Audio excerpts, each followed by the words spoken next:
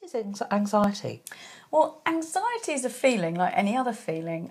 Well, what it is fear of the future. It's a fear of what hasn't happened yet. It's the what ifs. Right. Yeah. Anxiety actually it does a good job really. It's got its place. It makes us run away from the tiger before it eats us. So we do need anxiety in some places, and it helps us do a good job. We prepare for something. But the only thing is, anxiety is not able to differentiate between a perceived threat and real danger. Right. And that's the problem, okay? And that's where it starts to become a problem. So we can't just get rid of anxiety, but my job, I suppose, is to help people to find their ways of taking control of it, tolerating it, so and managing and containing it. And I might use different CBT tools, cognitive behavioural therapy tools, to help them manage that sometimes. Right. So, yes, that's what anxiety is. Great.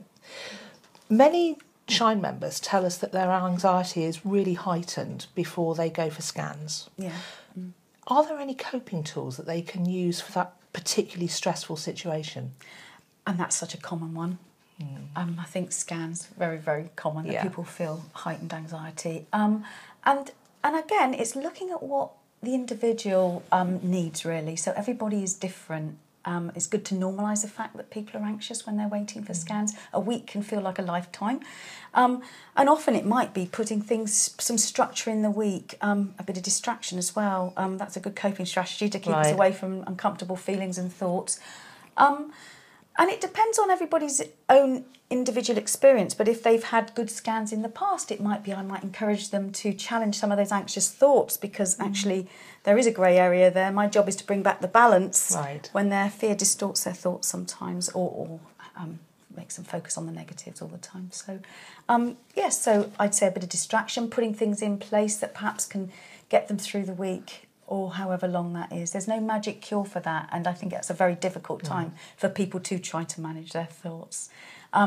Relaxation techniques can be helpful as well, perhaps some guided imagery, visual meditations. Not everybody can deal with those, but it's sometimes it's helpful for people, perhaps if they need to relax and they're tense. Okay.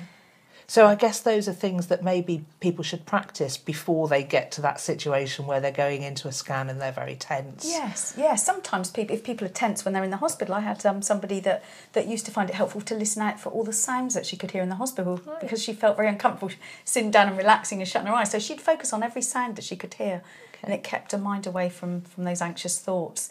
And it's also looking at your own lifestyle and looking at your world. What have you got in your world that can become a coping strategy? Right. You know, what friends, what network have you got around you that you can draw on for that time?